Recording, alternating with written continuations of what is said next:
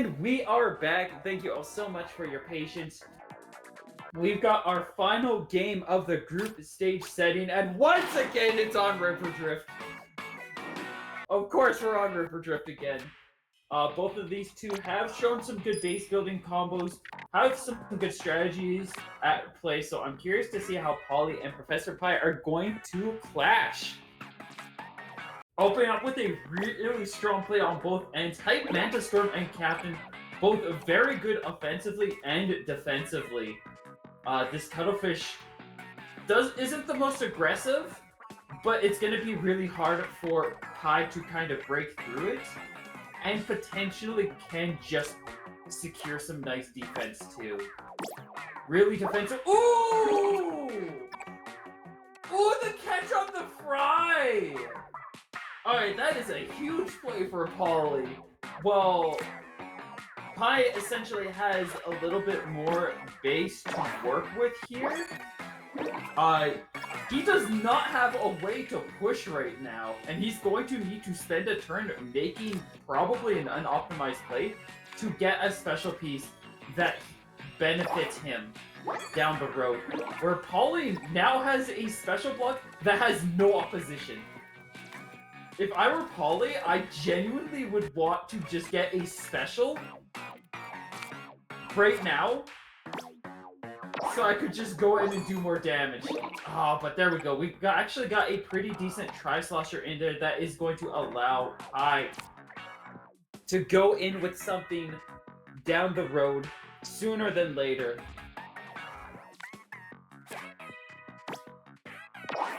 He's at least got a way to attack. I still don't think it's nearly as good as Polly's, who is trying to find a way in, and that would actually let him break through if he goes for it. That isn't too bad either, though that would be better for, like, final turns kind of play.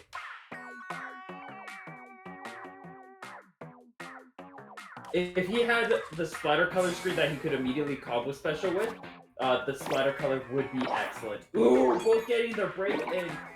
I think Pie's is a lot scarier here. Or, well no, Polly's is a lot scarier.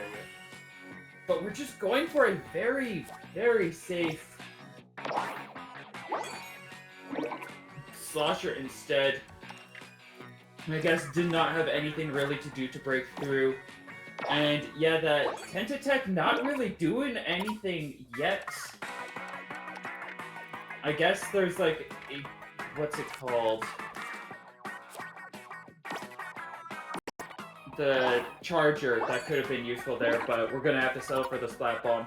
Gets a little bit off of that, but this is a much better position for Polly. Granted, that one special block that Pie did get from the Tri-Slosher, that is really good. And this is also really good. I kind of want to see the... Oh, actually, no, Shiver's not too bad either. But I think the Gnarly Eddie is just that little bit better. Up to Polly to make a call. He's gonna get so much more out of this. And then playing the splatter color to wrap things up. And then going for that Toxic Mist. Oh, especially when we're getting an early splatter color. A huge misplay from Pie. He is absolutely lost. If he wasn't confident he lost before, that was basically just a throw. Because we've got a clean counter right here for a perfect 24. There's nothing he can really do right now because it's a 30-point lead for Polly. But this just seals the deal because it's even more than that. Look at that. That splatter color screen, that attack, didn't even do anything.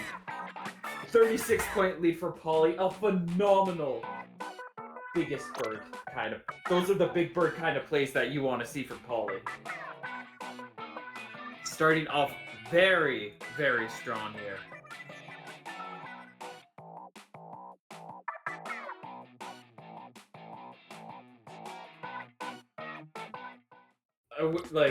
And on top of that, there's a lot of things that we saw from Polly that could have made the game even worse for Pie.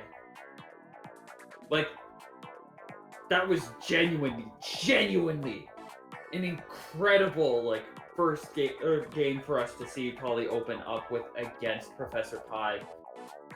That, oh my goodness, that overwrite on that fry special just, you know Pie was in pain because of that. That just immediately put the guy in shambles. From what I understand, Polly is an old, long-time Tableturf player. Just one that I have not seen because I'm still kind of fresh blood in the community compared to a lot of people here, so I don't know a lot of the Legends and Titans aside from Yovin, who I'm actively seeing that play. So just being able to see Polly in action right now and some of these wild plays that this guy's got cooking, delicious. Looking for a potential defensive play here. I don't think this is a call. It's not even going to defend effectively. The best call would probably be going on the offense. Even more so when it beats the Flutter out and defeats the purpose of the Flutter to some degree. That said, Pie does have a special to be able to work with here. Considering a defensive play, but it would be beaten out by a lot of the 7 bombs. That still gets beaten out. So I feel like you either drop the Splat Charger there, recognizing that that's the only thing that can beat that spot, and go for the hard clash, or you go on for the offense. Because you were gonna lose.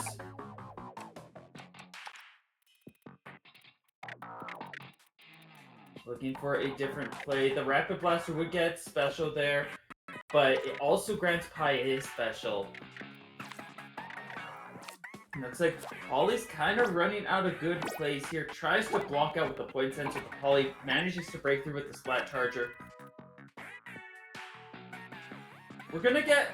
it's not as good of a combo as you'd like, because we're not getting specials off of it, but you do get a nice clean 18 points.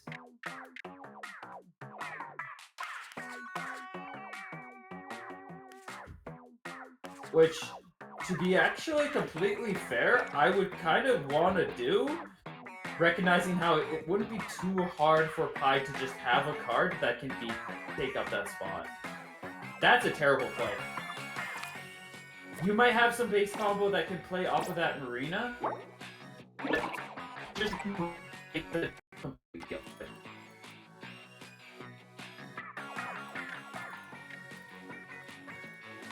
But yeah, I could be able to have a very easy time dropping the special and playing a whole bunch of points.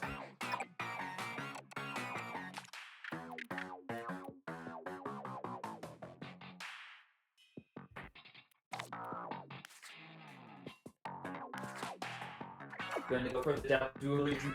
Considering now, doesn't really have any strong card to make anything work otherwise.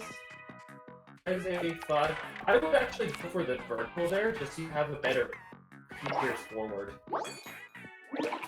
Because that would be a good way to go into Pie's base. Like, this gets you the special. Makes it a lot harder to be able to nab that merch that just got dropped. Oh, but unless we've got a Zipcaster to drop, that might be a little bit more effective and kind of prevents the need of that positioning. I respect that. I like that. That might be a good final turn play. That's what I would think of when I see something like that. Because, yeah, and Octostamp comes out. I don't think that affected the Zipcaster at all. So that's just going to be a little bit more points that can be claimed.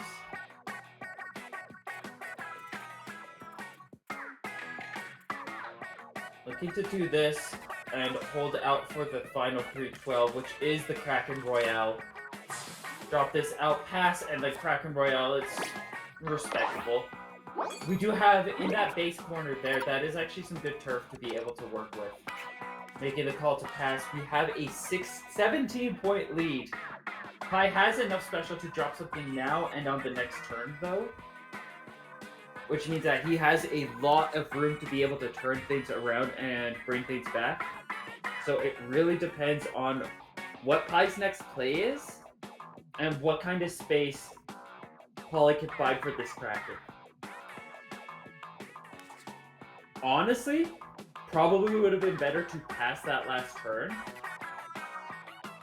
Use it more to think about how to play the Zipcaster, and then he would have enough resources to be able to try to play around with the Kraken Royale to decide which would be better.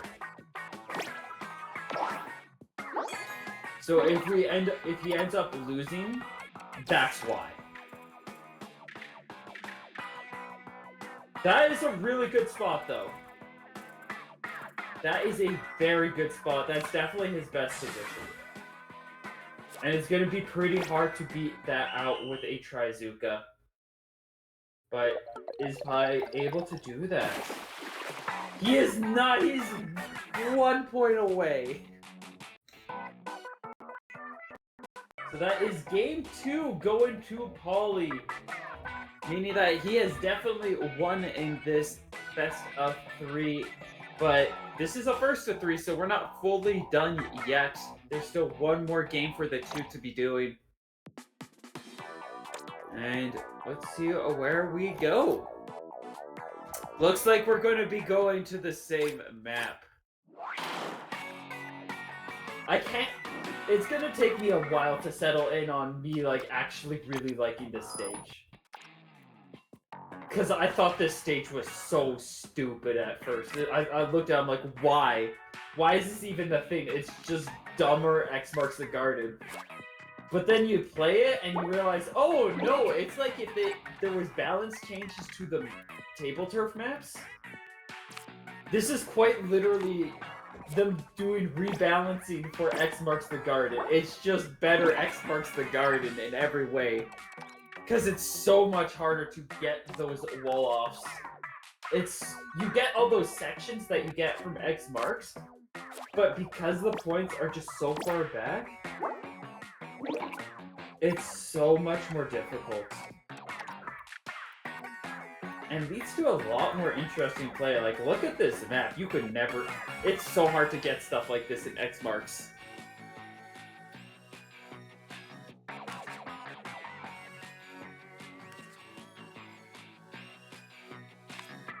Thinking about the Rapid Blaster, potentially some kind of special combo, trying to go for an overwrite, and we do secure some good points.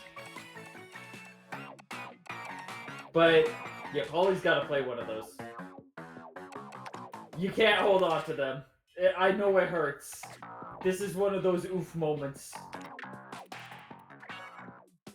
But I fear that if Polly tries too hard to hold on to the Kraken Royale and the Zipcaster for the final few turns, he's going to be playing Heart of the Cards very harshly.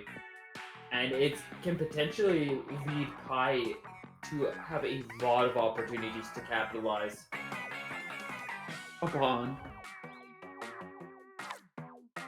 Out comes the Tit-Tit-Tech, out comes the Reflux. He's got a very specific card in mind, and he should still be safe to play it.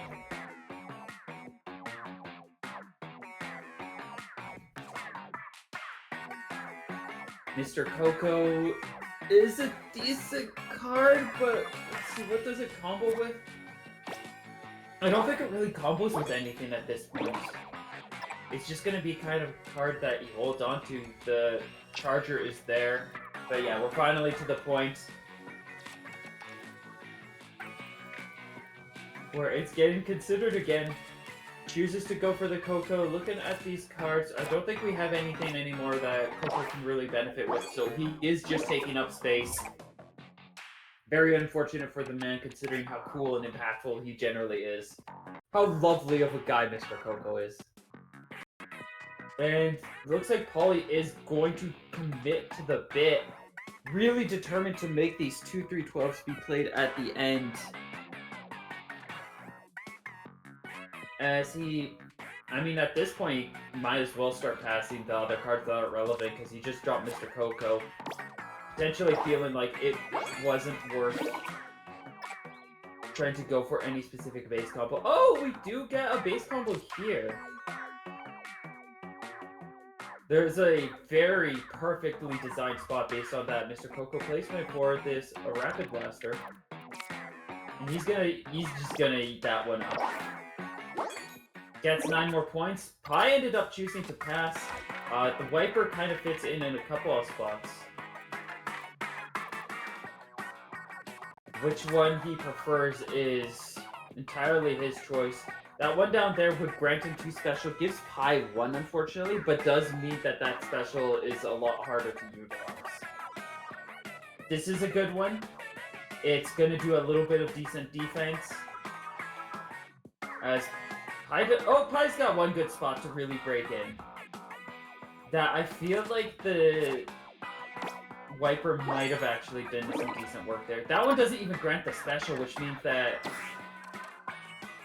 Oh, I wasn't even looking at the points. I wasn't even looking at the points. Pi's entire game plan was built around the stringer, and he didn't get that. He's stuck at a 26-point deficit. And he is just pleading to the gods that he gets his stinking little thing to get something going, but he does not. He's gonna have to drop the splatter color now. Doesn't catch up, but he does have a play still to make. Despite having a core base combo not going off, impressive that Pi was able to secure enough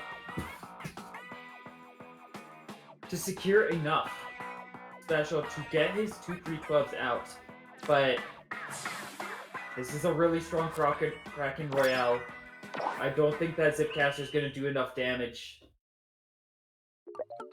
And this is going to be Polly with a clean 3-0 sweep, taking Professor Pi out. Really unfortunate that he did not get his Tri-Stringer combo here.